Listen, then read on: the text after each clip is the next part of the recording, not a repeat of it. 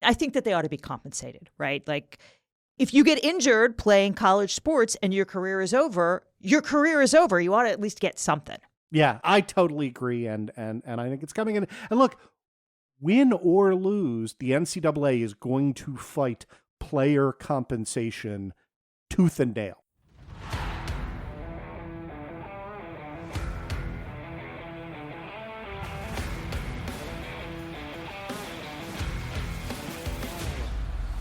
Welcome to Law and Chaos. Today, we'll warm up with a story about Donald Trump asking the court to schedule his election interference trial for never. Then, Andrew's going deep on a story about compensation for college athletes, particularly a football player named Marvin Harrison Jr. We've got a lot to cover, so let's get after it. Hey guys, I'm Liz Dye. With me as always is Andrew Torres. Andrew, how are you? Well, I am very excited about the start of the NFL season, which I know you are too, so. Oh, absolutely. It's been on my calendar for weeks. I thought so. Okay, well, I am glad that August is over. I do love Baltimore, but it's disgusting and humid here this time of year. Fall is such a relief, and with Labor Day, things seem to be picking back up in D.C., at least with respect to Trump's legal cases. Ooh, amazing transition there. Yes, I'm a pro. But okay, last week, Special Counsel Jack Smith briefed his appeal to the 11th Circuit, explaining why Judge Eileen Cannon's dismissal order in the stolen documents case is horseshit. Which it is. Yeah, we talked about that last week and actually put a pin in it because it's coming back around in a minute. But on Friday, the parties submitted their joint status report in the election interference case. And don't faint, kids, but Jack Smith and Donald Trump have some disagreements as to how this case should proceed. Yeah, that's one way to put it. I mean, starting with the fact that Trump doesn't want it to proceed at all. Right. And Smith thinks that it should go. So brass tacks, they all agree that they're going to have a knockdown, drag-out fight over the admissibility of the evidence in the superseding indictment. Most of all, the pressure campaign to get Mike Pence to unilaterally overturn the results of the election, which Smith left in because he said Trump was acting as a candidate for office, not as president, when he tried to get Pence to do a coup. And they all agree that immunity is a threshold issue here. That is, they're going to have to decide before they go to trial whether, the Pence stuff stays out because, it's official conduct. Yeah, and look, I know we've said this already, but that Trump v. U.S. decision was nuts, right? Like, and the fact that we've metabolized it in just a couple of weeks, right? Like, oh yeah, sure, of course, the president can't be prosecuted for official acts, even if they're crimes. And of course, you can't use evidence of official acts to prosecute him for other crimes that are committed in his personal capacity. Like, that's insane. Yeah. And of course, we all accept that Trump's going to vaporize these cases if he gets elected. Yeah. It's a nightmare, but here we are. 2016 happened, and we are stuck with the fallout.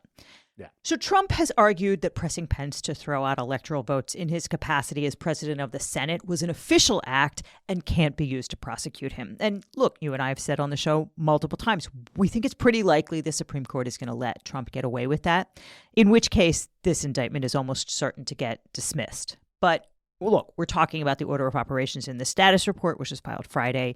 And here's the essence of the dispute. The special counsel wants to decide the immunity issue immediately. He's ready now to drop a brief explaining why the conduct described in the superseding indictment is not immune. And he says, to the extent that the court considers the defendant's other planned motions, the government proposes that the briefing schedule for those run parallel with the schedule for immunity briefing. So he wants to go full steam ahead and deal with the immunity issue at the same time that they deal with Trump's 77 other garbage motions. Trump wants to delay things as long as possible, so he proposes to spend the rest of 2024 arguing about whether Judge Tanya Chutkan ought to pull a Judge Cannon and dismiss this case because the special counsel was illegally appointed under the appropriations and appointments clauses. It's time to pull the pin on that one. Well, first, he's going to have to file a motion, and I checked last night.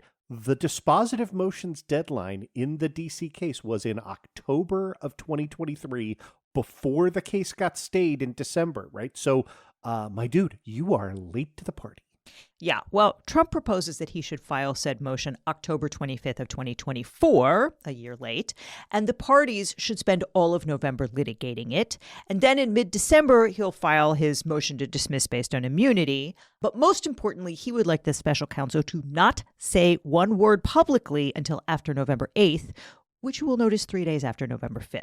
Right, which is the election, right? And look, like, this is hardly surprising, right? But while Trump is very hot that Judge Chutkan should take the advice of Judge Cannon and Supreme Court Justice Clarence Thomas, who, penned that concurrence saying that special counsels are unconstitutional, he's kind of missing a crucial point here, which is that this issue is settled law in the D.C. Circuit. The place where special counsels are actually appointed and, Oh, not like Fort Pierce, Florida? Right. So most recently in 2019, one of, God help me, Roger Stone's minions challenged Robert Mueller's subpoena on exactly these grounds, right? Like, Mueller is not constitutionally appointed, appointments clause, appropriations clause. He also claimed that the appointment was invalid because Attorney General Jeff Sessions was recused and Mueller was appointed by then Deputy Attorney General Rod Rosenstein. And the D.C. Circuit said, no, special counsels are legal and they don't violate the appointments clause, even if the special counsel is appointed by someone acting in the role of Attorney General. Right. So Judge Chutkan would not have the power to overrule the D.C. Circuit, even if she wanted to, because that's not a thing. No. Anyway, Trump's proposed scheduling order contemplates arguing about his motions to dismiss through the third week of January, and then further proceedings from spring through fall of 2025 as appropriate. But he's clearly contemplating, either he's going to get elected or he's going to drag this out forever. And I think that's not... Look, as we've said, the reason that this case got stayed is because the immunity issue was a threshold issue, and you get to go to the Supreme Court immediately if you lose. Yeah, and let me just unpack a little bit of what you've said. Donald Trump's briefing to Judge Chutkan has a little table, right? And it is very specific, down to the date, for the first 6 or 7 items, all of which are before January 20th, 2025. And then after the next president is inaugurated, it literally is just one more box that says, yeah, and we'll do other stuff from spring through fall of 2025, right? Like, I mean, everyone knows, as you said in the introduction, right? If Trump wins, he will appoint an attorney general who will fire Jack Smith and make all of this go away. And again, that should be a scandal. I remember when it was a scandal when Loretta Lynch met on the tarmac with Hillary Clinton for 32 seconds, or with Bill Clinton, excuse me, not even with Hillary Clinton for 32 seconds. But we've all just taken it as part of the landscape that Donald Trump gets to rain down vengeance on his political enemies. And, 48% of the country is still happy to support that. I don't understand. Right. I agree with all that you've just said. But let's assume that he does lose. Him saying, well, yada, yada, yada, for what comes after that is, it's not crazy here. Like, the premise is, if he wins on this, booting Pence out at the trial court, if Judge Chutkan says, okay, you're right, all of this is official acts evidence, then the case goes away. If he loses, he's going to immediately appeal, and it's going to take another 6 months of shilly-shallying around because, as you've seen, the Supreme Court is not going to decide this on a, expedited basis. We already saw them do this. We already saw them delay the trial for 6 months. So it's going to take another 6 months for Trump to, argue this before the Supreme Court and get a decision out of them. So he's not wrong. If this case goes ahead, it goes ahead sometime in late 2026, as far as I can tell. Yeah, I don't disagree with any of that. I'm just saying, among our listeners who express to us on a daily basis that the judiciary is broken, I just want to say, we see you. Yeah. Okay. It is Tuesday, so it's time for us to thank our patrons and Substack subscribers who support the show. We really appreciate you. And from Substack, thank you to Michael Bates, Bill Meinweiser, and John Hannum. And from Patreon, thank you to David Byrne, Jessica Nelson, Pear, Mark Miller, Amber Lang, Vertrick. Did you know law school doesn't teach you everything you need to know to be a lawyer? I heard that. Andrew Ahern, Ali, or perhaps Ali, and John McNamara. And thank you on Patreon to your pal, Gog of the Agog, a future Schedule F career deep stater, John Wolfert, Yum Yum Yum, Pancakes Nice Tasty, Jack Gahn, Lars Hi, Peterson, Andres, Carla J. Finnis, Just a German Viewing the World, Sarah Lee Etter, Rachel Ice, Jacob, and Bob. Thank you all so much. Thanks, guys. And if you'd like to celebrate it not being so bloody hot now that it's Labor Day by becoming a supporter of the show, that would be great. You can hit us up at patreon.com/lawandchaospod or lawandchaospod.com. Subscribers get the show ad-free, and right here, they'll be getting a bonus content on Trump's desperate attempt to fend off his sentencing in Manhattan by racing into federal court again. Yeah, this would be a good place to play that Leroy Jenkins bumper again. Yes, it would. Okay, subscribers get Leroy Trump, and for everyone else, we will be right back after we pay some bills.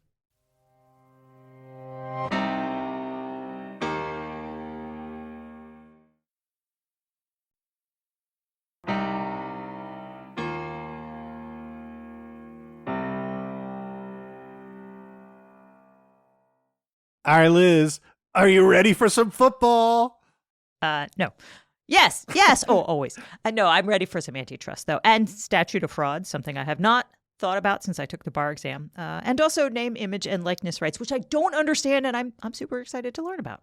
Oh, sure. Give it away that this is a law segment and not a football segment. Yeah, that's my way of reassuring our audio engineer, who definitely does not care about football, that this is still going to be a law story. Much law geekery. Okay, definitely. And look, the football part of this story begins with former Indianapolis Colts receiver Marvin Harrison Sr., who played for 13 years. He racked up 14,580 receiving yards, 128 touchdowns. I mean, okay, Peyton Manning was his quarterback for most of his career, but those are amazing numbers, right? He is an inner circle Hall of Famer. Yeah, I don't know the Indianapolis Colts. I only know the Baltimore Colts. Oh, okay, yeah, sure, but I'm the one who's older than you. That's fine. Okay, look, anyway, in 2002, Marvin Harrison Sr. gave birth to his son, Marvin Harrison Jr. He's got another kid who's also a great Pretty football sure player. that was probably his wife, but... Yeah. Fair. You're getting me back for the Colts crack. All right. Anyway, Marvin Harrison Jr. played 3 years at Ohio State. Won a whole bunch of awards, was just selected 4th overall in the NFL draft by the Arizona Cardinals. He signed a 4-year, $35.4 million contract, $22 million signing bonus, and Senior represented Junior in those negotiations. He didn't have an agent. He used his dad, right? So, Liz, the way the NFL draft works is that you pick in inverse order of how you finished last year. So the worse you do, the higher you pick. And, the Arizona picked 4th because they finished last year 4-13, dead last in their division. But look, there is reason for some optimism in Arizona. And Marvin Harrison Jr. is a big part of that, right? Pretty much everyone agreed he was not just the best wide receiver available in the draft, but like a generational talent. But here's a weird thing. If you go to NFLshop.com right now, you cannot buy a Marvin Harrison jersey. You could buy running back James Connors. You could buy tight end Trey McBride's. You could even buy Anquan Bolden's jersey, even though Bolden has been retired for the better part of a decade and hasn't played for Arizona since 2009. So why can't you buy a Marvin Harrison Jr. jersey? And that part actually takes us back to 2012, even though Marvin Harrison Jr. was only 9 years old at the time, and it involves Supreme Court Justice Brett Kavanaugh. Oh, and PJ and Squee? Ooh, a calendar deep cut. I like it. No, it's because in 2012, Texas A&M University moved into the Southeastern Conference, the SEC, for Division I football. And their quarterback that year was a freshman named Johnny Manziel, who led the school to an unexpected 11-2 record that year, blowout win over Oklahoma in the Cotton Bowl. Manziel became the first freshman ever to win the Heisman Trophy Award, which is given out to the nation's best college football player. And none of us should care about Johnny Manziel, except during that school year, Texas A&M raised $740 million in alumni contributions donations, which is $300 million more than the school had ever raised in any year at any point in its history. A&M spent $500 million renovating their football field and expanding it to seat more than 100,000 fans. And, they buy tickets to games, right? So, and of course, the NCAA made a whole bunch of money off the Cotton Bowl. And meanwhile, Manziel didn't just see zero of those dollars. He was actually investigated by the NCAA for 2 incidents in which he was alleged to have signed autographs on sports memorabilia, including little football helmets. He was allegedly paid $7,500 for the little football helmets, and then $10,000 for another autograph signing session. Well, if true, that violated Article 12521 of the NCAA Bylaws, which says a player is not eligible to participate in college sports if he accepts any remuneration for or permits the use of the student athlete's name or picture to advertise, recommend, or promote directly the sale or use of a commercial product or service of any kind. And signing autographs is accepting remuneration for his name, so Mansell could have been kicked out of school over $17,500. Yeah, right. So eventually, the NCAA and Texas A&M reached an agreement by which Texas A&M would suspend Mansell for the first half of the season opener against Rice for, quote, inadvertently violating the rules. How do you inadvertently violate a rule that says you can't be paid for your autograph twice and really half a game? Half a game? Look, right. Not even a whole game? No. You don't have to be a huge college football fan to see that neither Texas A&M nor the NCAA really wanted to shut off the Mansell money-making machine, right? And Mansell, for his part, right, when the NCAA was threatening to kick him out of the sport, he was like, oh, you want to kick me out of college football after I've already won the most important award there? Fine. I'll sit out the year. I'll work with pros. I'll still get drafted. And by the way, I won't run any risk of getting injured. And maybe, you won't make $1 billion off me this year. And by the way, all of that would have happened, right? The only thing that would have changed with Mansell's draft stock is that, Texas A&M would have lost a bunch of alumni donations, and the NCAA would have egg on its face for, suspending the reigning best player in college football, right? So, yeah, Mansell got less than a slap on the wrist, right? In that opener, by the way, Texas A&M, using their backup quarterback, eked out a 28-21 victory at the half. Then Mansell came in, threw 3 touchdowns. They won going away. And by the way, Mansell had a very good 2013. He finished 5th in the Heisman that year. He went pro. He was drafted in the first round by the Cleveland Browns. And that's where his story pretty much ends, right? Because he went to Cleveland. He was absolutely terrible for them and has been absolutely terrible at professional football ever since. So let me be clear here. Mansell's an asshole. He's an asshole for reasons we do not have time to get into in this segment, right? He was also, trust me. He was also not a poor kid who, absolutely needed the money. And he made about $8 million playing football, and he made another $10 million in endorsement. He's doing fine, right? But the disparity between Mansell raking in the cash for Texas A&M and the NCAA while being threatened with getting kicked out of the league for signing autographs for a few $1,000 really kind of brought the national conversation about amateur sports, into focus. And so one of the first things that the NCAA did was authorize colleges to offer stipends to some of its college players, right, if they wanted to cover cost of living expenses on campus. And that was capped at $4,000. And if we'll give you $4,000 while we make $1 billion seems a little bit tone deaf. It seemed pretty tone deaf to former college football player Sean Alston, too. So he and some other former college athletes sued the NCAA, arguing that the cap on stipends and other rules, like the limitation on the number of scholarships the NCAA can award, were violation of Section 1 of the Sherman Antitrust Act, which is 15 U.S.C. 1, which prohibits contracts, combinations, or conspiracies in restraint of trade. In normal antitrust cases, the level of analysis a court would typically conduct is called rule of reason scrutiny. That's fact-specific and case-by-case. The court looks at the relevant market structure, the market power of the defendant, and the policy's actual effect on competition. Right. And here, we have a pretty good idea what that rule of reason would show, right? The NCAA is a powerful brand for colleges, and they enforce their rules by kicking schools that don't comply with them out of NCAA-sanctioned events like, the March Madness tournament, college football bowls, the college football playoffs, and so on. And, those are really, really important to schools to, recruit athletes. Yes. And so the member schools have a very, very strong incentive to abide by the NCAA's rules, and that absolutely depresses what, in the absence of such rules, those schools might otherwise offer to student-athlete recruits if, there was a free market for their services.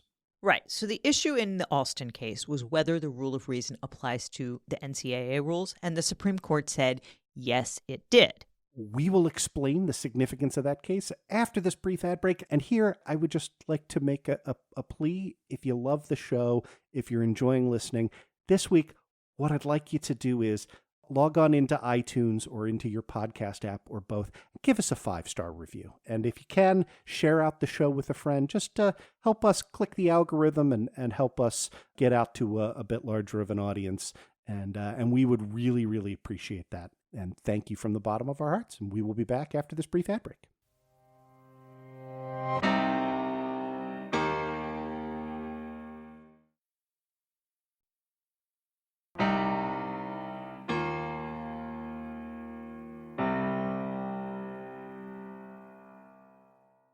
And we're back.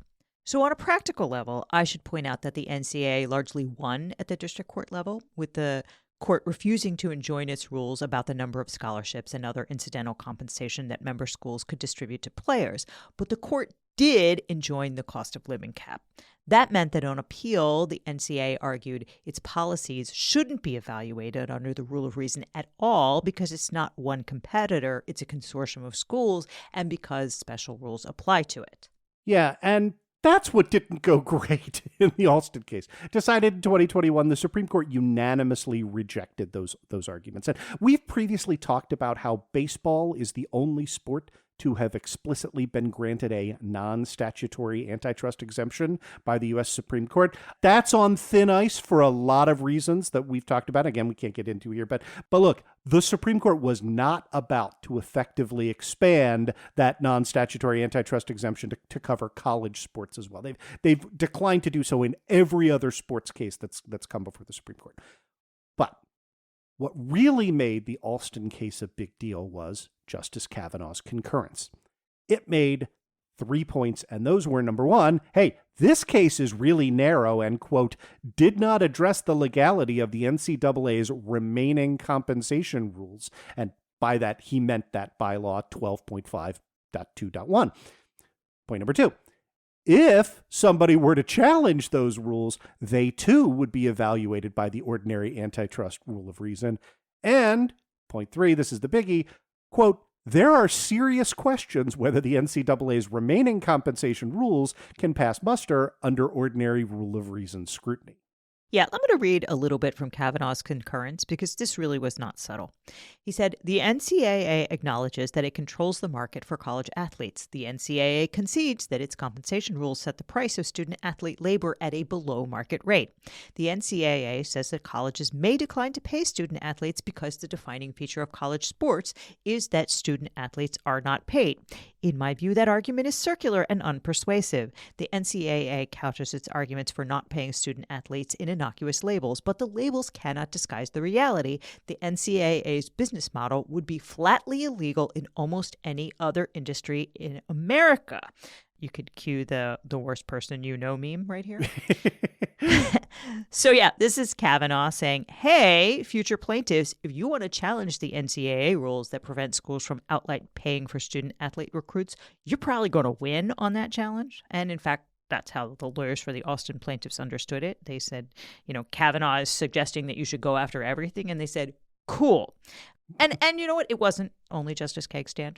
One of the things the full Alston court took a shot at was dicta from a 1984 case called Board of Regents, in which Supreme Court Justice John Paul Stevens said, in order to preserve the character and quality of the product, athletes must not be paid, must be required to attend class, and the like. Thus, the NCAA plays a vital role in enabling college football to preserve its character, and as a result, enables a product to be marketed which might otherwise be unavailable. In performing this role, its actions widen consumer choice, not only the choices available to sports fans, but also those available to athletes, and hence can be viewed as pro-competitive, which is, even for 1984, is a little old-timey and quaint. College football has been big business for a very long time. It has not been like this sweet little like subsidizing athletes thing.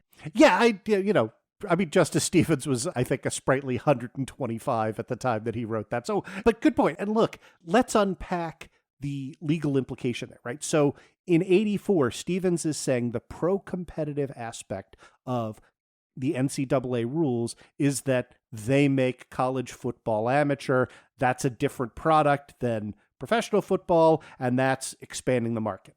So when Kavanaugh says that that's circular, and, Ken, I don't want to be in the habit of agreeing with Justice Kavanaugh that often, but like he's right. Like that's a circular argument. I do, because if we agree with him, that means he's, taken the right position.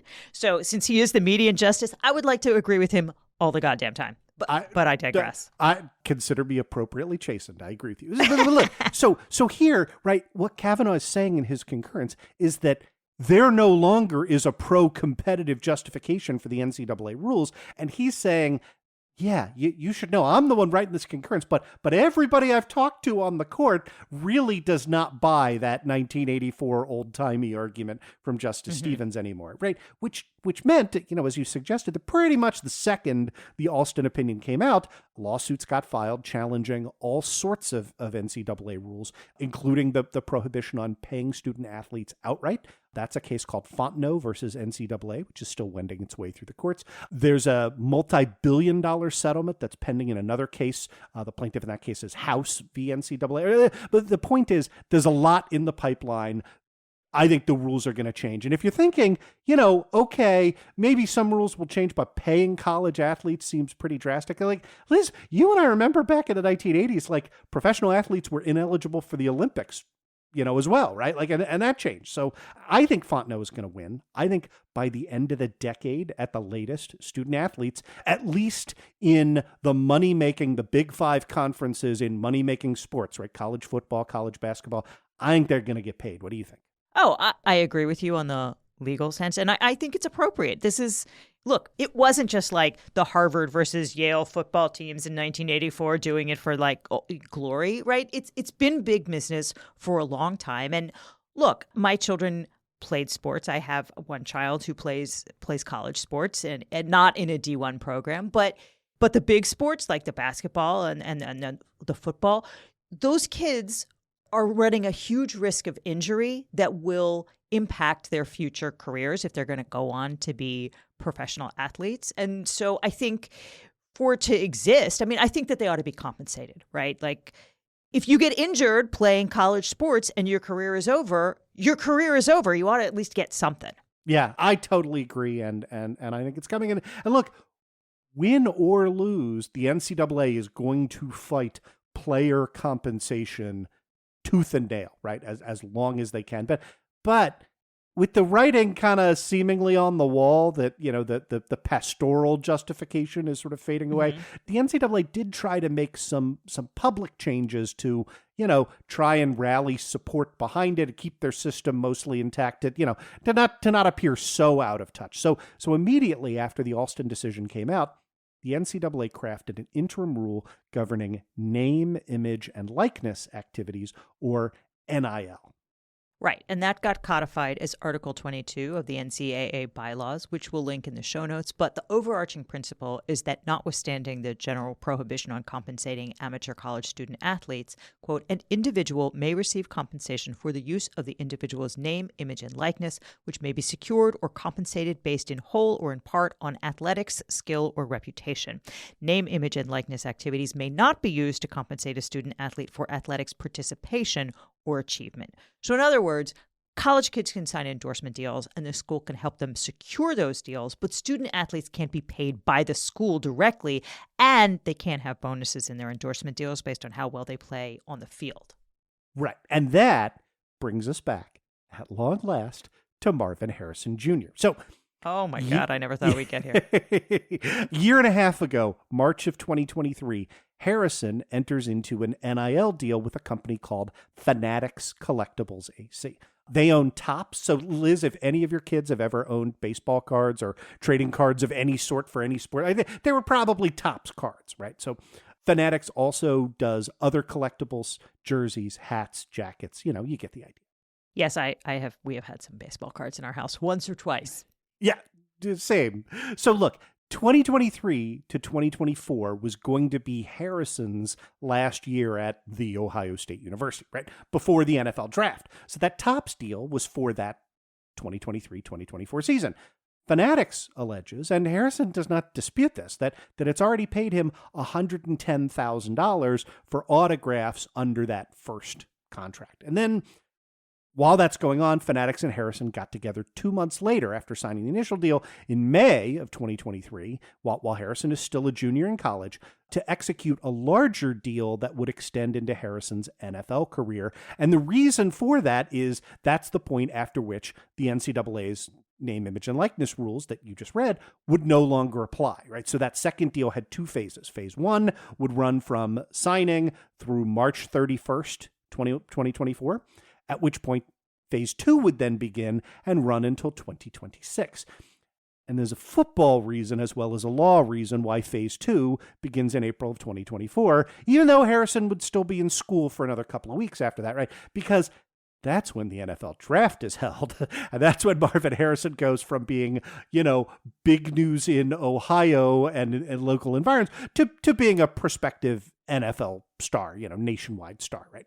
And so by signing Harrison a year early, Fanatics was taking on some risk, right? Like this is, you just talked about this, right? Like probably not a lot, right? But look, the Johnny Manziel story shows us that you could be great at college football and suck at everything else, right? Like Harrison, he could have gotten hurt. It's different for receivers. Like there's a better track record, but he still could miss. He could have gotten hurt. He could have gotten catastrophically hurt, or an even number of things could have happened that would have reduced his future value. And Fanatics took on that risk. But none of those things happened, right? Harrison was great.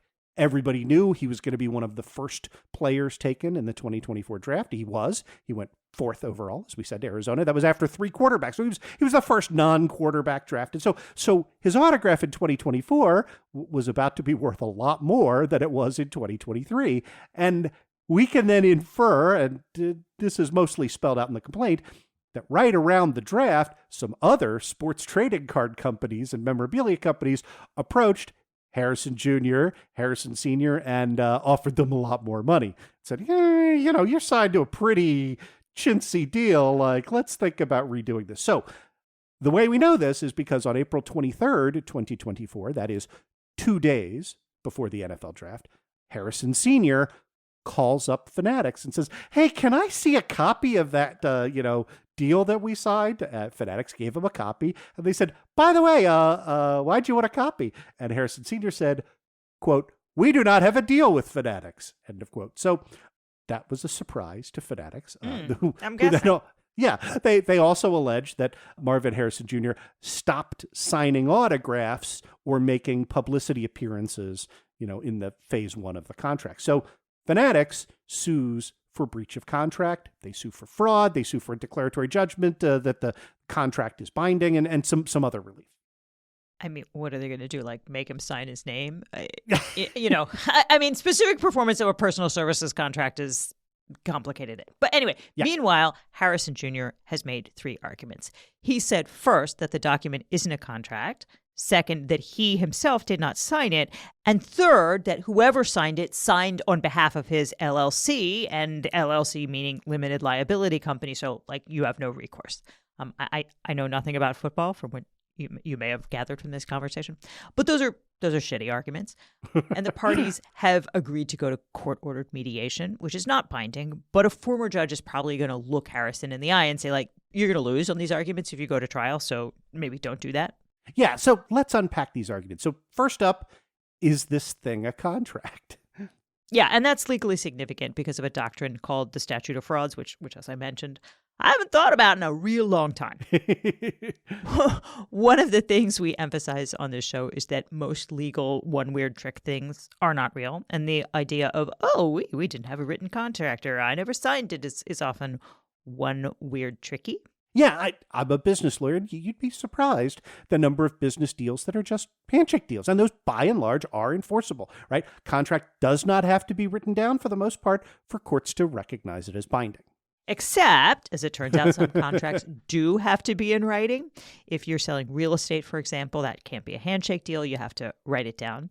And one of those weird rules is that contracts that cannot be performed in 1 year must be in writing. The word cannot is Well, it means a specific thing. It means metaphysically impossible, not just impractical. So, for example, if you have a requirements contract that says, I will buy all the eggs you produce in your, industrial hen house until we get to 100,000 eggs. And the contract also says your hens typically produce 1,000 eggs a week. Obviously you're contemplating a 2-year contract, but it is possible that perhaps you will triple the number of chickens in your hen house and you'll get to the 100,000 in less than a year. So that contract is not subject to the statute of frauds because it's possible. It's metaphysically possible for it to be achieved within a year. And look, this can get silly in things like construction contracts where the next phase of the contract might be 5 years out. But so long as it's theoretically possible to finish in a year, the statute of frauds does not apply. Yes. So the question is, does it apply here? And it does apply here because some of the phase 2 of Harrison's contract could have been done in a year, right? Like one of the things he has to do is sign 35,000 autographs once he becomes signed by an NFL team, right? He's got to wear and return 30 game jerseys, right? And that is all people stuff. Are buying sweaty shirts. This is like some OnlyFans creepy shit. Go on. You just don't understand football. It's a fight. No, I really don't. Yeah. So, but look, that's clearly contemplated over the course of a 2-year period. But that's all stuff he theoretically could have crammed into the 2 weeks between the NFL draft and the 1-year anniversary of the contract. Okay. So far doesn't have to be within the statute of fraud. But phase 2 of the contract also has Fanatics promising to pay Harrison, it's $1,050,000, and then to add on certain bonuses if Harrison is the NFL's Offensive Rookie of the Year, if he's the league MVP, if he's a starter in the Super Bowl, or if he's the Super Bowl MVP. And since Harrison signed the contract in May of 2023, and those things won't happen until February of 2025, the contract cannot metaphysically be performed in a year. So it must be written down. That means Fanatics needs this to be a binding contract. Yeah, and it almost certainly is, even if sports journalists don't have a lot of lawyers on speed dial. You should, though. If you're a sports journalist, email us. We'll answer your questions. Maybe we'll put them on the show.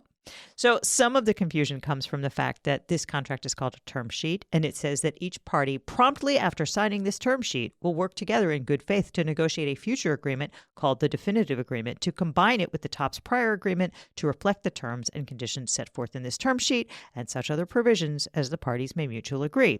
And okay, that future agreement never happened. In fact, as far as we can tell, they never exchanged drafts of that future contract. But that doesn't mean that the term sheet they did sign is invalid, because that contract had all the indicia of a binding legal agreement. It was called the binding term sheet. In the recitals, it says, each party acknowledges and agrees that it shall be legally bound by the terms and conditions of this term sheet, and it has the full power and authority to enter into this term sheet.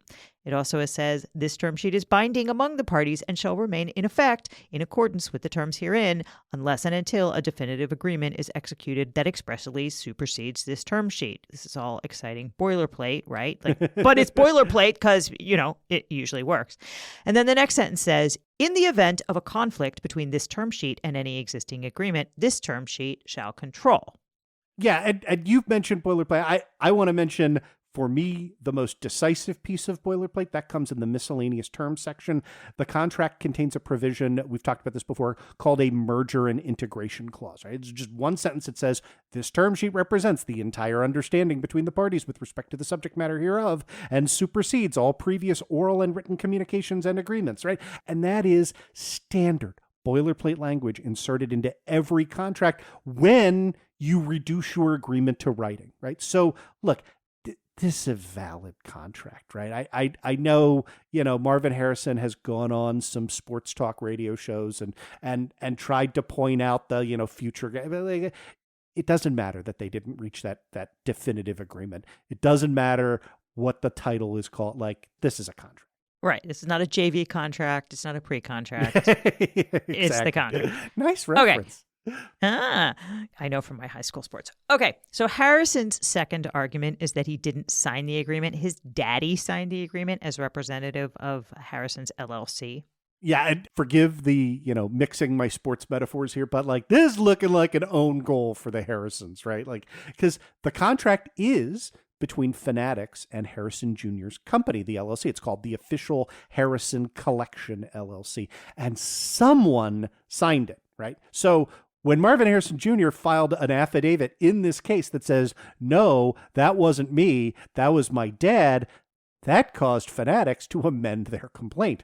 And what they did was they attached little photos of the signature on the contract, and then they attached exemplars of both Harrison Jr.'s and Harrison Sr.'s official signatures. And remember, these people are professional athletes. They've signed a lot of stuff. Right. Don't these people have 35,000 copies of the kid's signature? Yeah, right. Well, he hasn't fulfilled that part yet, but yes, right. And so look, we're going to link those graphics in the show notes. But long story short, the signature on the document looks a lot closer to Junior's signature than it does to Senior's, right? So Fanatics, I mean, it's still kind of scribbly, but like all of our signatures are scribbly post-COVID. Yeah, or even before. Yeah, fair. So Fanatics said, oh, well, if it's not your signature, Marvin Harrison Jr., then your dad signed it in such a way as to make us think that it was your signature. And then they added Marvin Harrison Sr. as a defendant to the complaint and added those fraud claims that we talked about. So now the complaint alleges defendants, that's both Harrisons, misconduct is now clear. Defendants knowingly induced Fanatics to enter into the binding term sheet, never intending to perform, mimicked Harrison Jr.'s signature to mislead Fanatics into believing Harrison Jr. had signed for his company, and abused the corporate form in a fraudulent attempt to shield themselves and the company from any liability in the process. I mean, that seems bad. And it also seems like the kind of thing that makes other companies not want to do a deal with you. Yeah. But in addition to that, it tees up the third argument, which is that the contract is with the LLC and not Marvin Harrison Jr., so you can't force him to sign the autographs and wear the jerseys because it's not like an LLC wears clothes. Yeah, and look, we can have a discussion about what the remedy here is going to be, but like that argument is a dumb argument, right? Because yes, Fanatics signed the deal with Harrison's LLC. They drafted it. They stuck that in as the party, right? Like they knew that they were signing it with a corporate form. But here's what the contract says. It says, this binding term sheet sets forth the terms and conditions to be included in a future agreement between Fanatics Collectibles AC Inc. and the official Harrison Collection LLC, called the company, for the services and rights of Marvin Harrison Jr., referred to as athlete. So in other words, in signing the deal, the LLC represented that it had the ability to require Marvin Harrison Jr. to sign autographs and appear at promotional events, right? And that makes sense because as far as we can tell, the company is owned by Marvin Harrison Jr. So yeah, like his LLC can make him do things, right? Like that's not a, but even if it somehow couldn't, right? I'm at a loss for how that could be, but if it couldn't, that would be yet another own goal because essentially Harrison Jr. would be admitting that his LLC was a sham and misrepresented its authority in signing the contract. You know, the contract that's already paid Harrison $110,000 and promises to pay him another $1 million plus. Right. And we've talked about this before, that's piercing the corporate veil. And it's an exception to the general rule that you're not personally responsible for liabilities incurred by your corporation or LLC. And although the standards vary state by state, but they all follow basically the same two-part test. So part one, is the corporate entity the alter ego of another person or business? And two, did the corporate entity perpetuate a fraud, wrong, or injustice that would cause unjust harm to the plaintiff unless we let them go after the alter ego? And again, we don't know what happened here. We don't have all the facts, but saying, your contract was with Marvin Harrison Jr.'s LLC and not Marvin Harrison. Therefore, you can't make Marvin Harrison sign autographs, even though you paid for the autograph. It seems to meet the test. Yeah, right. And that finally takes us full circle to why you can't buy Harrison's jersey. Because why can't you? Yeah. So as a college athlete, Harrison agreed to assign some of his name, image, and likeness rights to the NCAA, subject to the policy we discussed, right? But when he left the school, all of those NIL rights reverted to him. And the NFL is unionized. Players are represented by the NFL Players Association. And so typically what happens before the draft, right? Like even before players formally become a part of the union, is they get together at an event in late February. It is called the Rookie Scouting Combine. I'm not going to go into what that is, but one of the things they do at that is they will sign the NFL Players Association's group licensing agreement, where they will then assign their name, image, and likeness rights over to the NFL Players Association. So here's how that works. If you manufacture video games or you manufacture collectibles and you want to use players' names, images, and likenesses in your video game, like Madden 24 on jerseys or hats or whatever, what you do is you buy the entire group license from the NFL Players Association in one go, right? And then the NFL Players Association pays the players quarterly royalties plus a year-end share of the profits. Harrison Jr. did not sign the group licensing agreement back in February, but on May 23rd of this year, when he signed that $35.4 million rookie contract that we talked about, signing the group licensing agreement was a condition precedent, right? He would not get that $22 million signing bonus without assigning his NIL rights over to the Players Association. So he signed. Mm-hmm. But in 2018, the NFL entered into a long-term agreement with one company to produce and sell official NFL jerseys, licensed NFL jerseys. That company is, drumroll please, Fanatics. Of course. So until Fanatics has a legal determination by a court of law or in a settlement that they do in fact have Harrison Jr.'s name, image, and likeness rights, they're not going to sell Harrison jerseys, right? They've already talked to the NFL Players Association. The NFL Players Association has told the NFL, right? They are not going to move forward. You can't even, I tried this out, you can't even do the workaround. One of the things you can do is you can get a custom jersey made with your own last name. Never been a huge fan of that, but some people like it, right? And if you say, yes, I want to type in my own last name. What's your last name? Harrison Jr. And you use his number on an Arizona Cardinals jersey. It's 18, by the way. The interface locks you out. It says, nope, your name can't be that, right? So, that's what Fanatics wants, right? They want legal clarity. They want to smack Harrison down a little bit. They probably want to claw back some of the money they've paid him. And look, Fanatics says they've never sued. Look, they're not going to get specific performance on the deal that they've signed in the sense of, Marvin Harrison Jr. is not going to be sentenced by a court to go sit in his room and sign his name 35,000 times. Mm-hmm. But Fanatics says in its press release, they have never sued an athlete before since forming in 2011. And I find that very easy to believe, right? Because there's a ton of money going on here. They're making a lot off the players. And right now, there are a lot of Arizona football fans who would like to spend money and can't. And nobody's making any money. And games start in 2 days. So I don't think this is long for the world, but you never know in litigation. You never know when a party is going to cling to arguments that don't have a whole lot of chance of succeeding. Yeah, don't hire your parents. I say this as a parent of an athlete. Don't. No one loves you like your parents. And also, they're not like sports agents. Well, all right. That's going to do it for us, you guys. We will see you. And don't forget to give us 5 stars. Thanks, guys. See you in a couple days. Law and Chaos Podcast is a production of Raise Ipsa Media, LLC, is intended solely as entertainment, does not constitute legal advice, and does not form an attorney-client relationship. This show is researched and written by Liz Dye and produced by Bryce Blankenagel. Law and Chaos Pod, copyright 2024, Raise Ipsa Media, LLC, all rights reserved.